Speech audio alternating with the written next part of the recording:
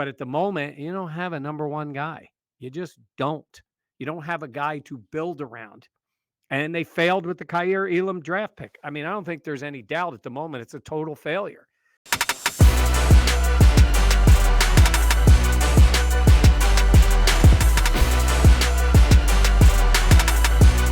Buffalo Plus, your interactive look at the week in football, brought to you by Connors and Ferris. Hey everybody, welcome back to the Buffalo Plus YouTube channel presented by Connors and Ferris. I'm Mike Catalana, ready with you. Please make sure to like, comment, and subscribe to the channel.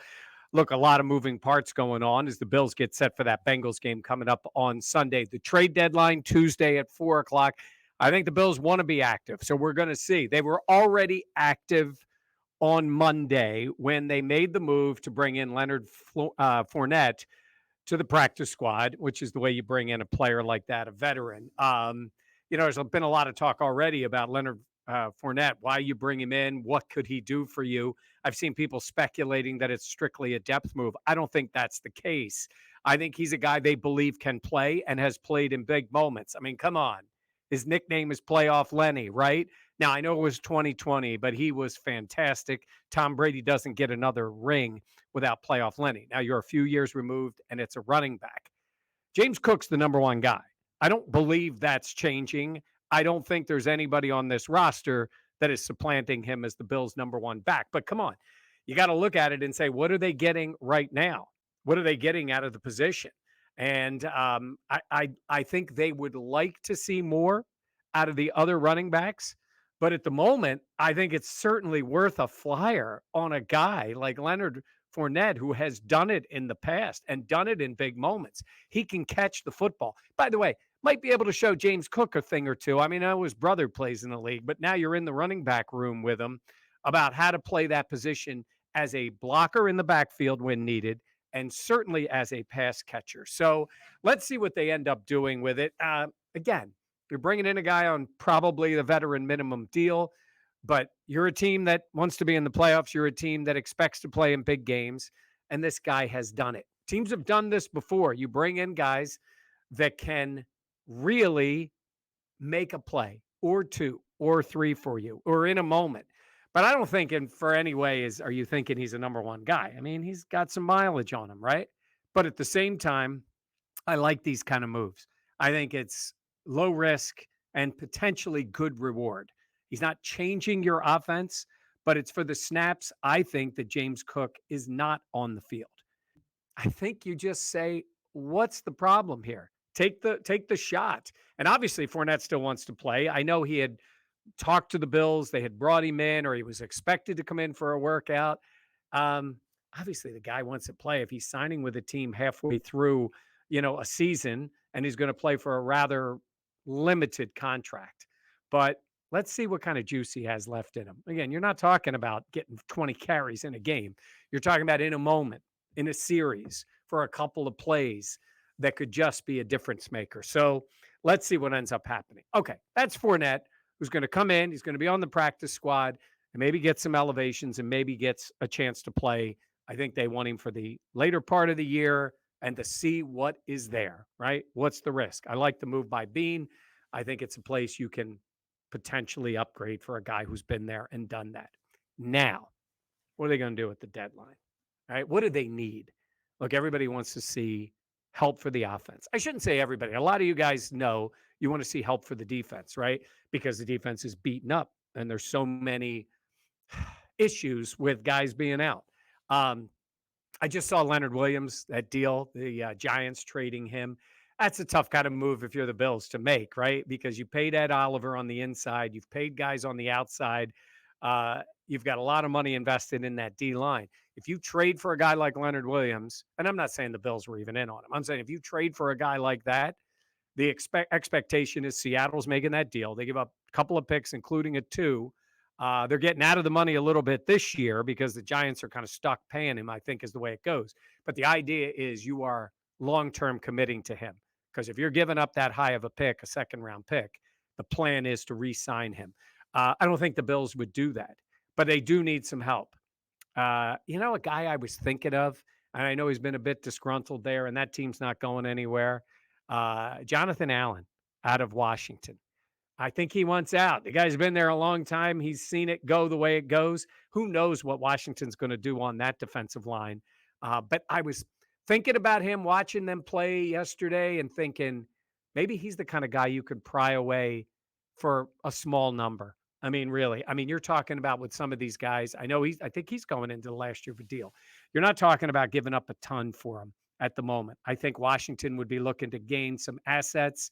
Again, I don't believe they're going anywhere. They may be trading one or two, including Chase Young, on the defensive line, looking to get big returns. So I'm just looking for guys out there that can help you there. Maybe they go in a different direction in terms of the D line. Obviously, linebacker is a place you need to look to. Tough to find those guys. Tough to find a guy that isn't just a just a guy, right? And they'll have a few of those players, right? They bring them in. I mean, Tyrell Dodson is a very good special teams player, and he's tough. But I think you can find an upgrade out there. Dorian Williams is the athlete, but obviously they have concerns about his knowledge of the defense and his reaction now because he's gotten some moments and then he hasn't. So let's see where they're looking. Now, there was a report today that the Bills have looked into, or at least the report says, and I don't know if it's true, that they have talked to the Bears or attempted to talk to the Bears about Jalen Johnson, the corner. This is where things change a bit. Because if you go for Jalen Johnson, I think they picked him. I mean, I remember it was somewhere in the 50s out of Utah 3 years ago. He can play. I mean, look, that's not a very good team. And that kid is tough and he plays. And I would think the Bears want to re-sign him, but the Bears got a lot of issues here. And I think he's the kind of player the Bills would like to bring in and give some money to. And if they do that, if they were to make a deal and give up assets for a 24-year-old potential number one corner, long term, obviously, that greatly impacts Tre'Davious White. And I know all of you guys love Trey. What's not to love about the guy who was McDermott's first draft pick? But you're now in your 30s. Now going to be coming off an Achilles after a knee the year before that. And I like Christian Benford. I think Dane Jackson is as tough as they get, and a guy who hangs in there. But at the moment, you don't have a number one guy. You just don't. You don't have a guy to build around. And they failed with the Kaiir Elam draft pick. I mean, I don't think there's any doubt at the moment. It's a total failure. I'm sure they're trying to pawn off Elam on somebody who's looking for a guy who's a former number one pick that they can say, you know what? Let's see what we have here, and we'll give up this asset and that asset. If I'm the Bears, I know Ryan Poles. He's a Rochester guy. I know him. I don't think he's given up a talent like that at that position without getting something substantial in return. And you have to think it would be a second-round pick, right? It's got to be, and something else maybe. And I don't know if the Bears would do that. But if I'm the Bears, I'm looking to make some moves, and it depends on what they think. So I think corner is a place that the Bills could certainly use some help, right? It's interesting what they've done in the secondary, going to that 3 safety idea, getting Rapp on the field more. It's funny that they did that. And we talked about it a lot in the preseason that maybe Taylor Rapp would take somewhat of that linebacker role. But that's not what they're doing. It's Jordan Poyer taking more of that role. And he likes to play up in the box. He likes to make, tackles. He's a physical player. You've got Hyde back. Hyde can move up there, but it's more of a Poyer thing and getting Rapp on the field more. So I know he did get caught with the one penalty. The reason I bring it up is, that becomes, when we talk about linebacker, that becomes those circumstances where you're looking for more of you've got a guy who can run and can cover in terms of compared to a linebacker and can tackle. Now, do you want him out there in first and second down, maybe on more of against a team that runs the ball more? No, probably not, because it's tough to go that small when you already have Taron Johnson on the field. But at the same time, who you're going to be facing later in the year. You know what you're going to be facing in the playoffs. So All these things I think play into Brandon Beane's mind. Um, when I think about offense for this team, look, it was encouraging signs in the Tampa game because you got Gabe Davis going, and now you've seen things from your other receivers and certainly Dalton Kincaid. So that's encouraging.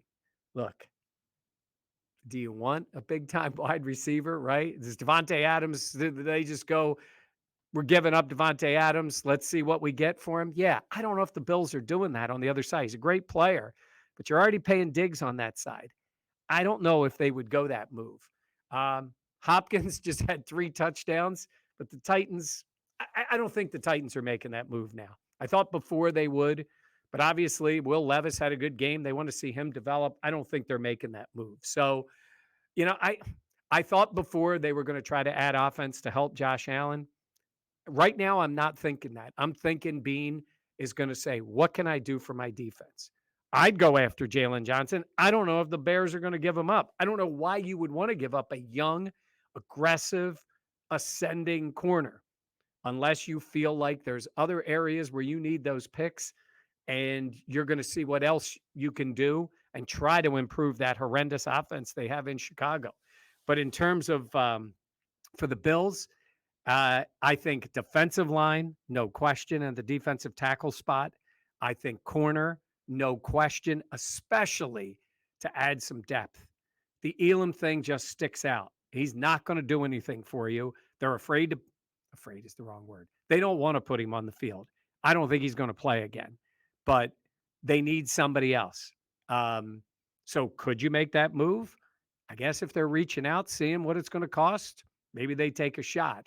And then, of course, like I said, linebacker, it depends on what they really think, right? If they say, it's hard to find the teams that are just shot, that are just done. Sometimes they are. Like, Carolina's not going anywhere. They got to win. But at the same time, you're trying to build something and they don't want to have fire sales, right? I think the Giants are looking to get rid of players, but let's be honest, that's not a very good roster. And Leonard Williams was one of their better players. I mean, look, they want to get rid of Saquon Barkley and you add that kind of talent for a low number, I guess, but Barkley's going to want to get paid.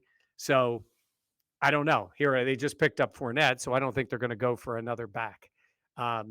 Yes, I think the right wide receiver, maybe, but you know how much they love Gabe Davis. And now they've seen Shakir show things, and Kincaid was really good.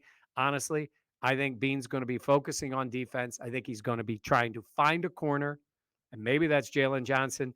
And I think for the right type of linebacker, a guy who can cover more and gives you a little more flexibility there, I think they would make a move. But again, my priority on defense would be defensive tackle, corner, and then linebacker. What do you guys think? What do you think they should be doing? The deadline is 4:00. I mean, a year ago when they made the deal for Nyheim Hines, we thought he was going to be really impactful in the offense. He wasn't. Did have those 2 kick returns. And of course, now he's injured and out for the year.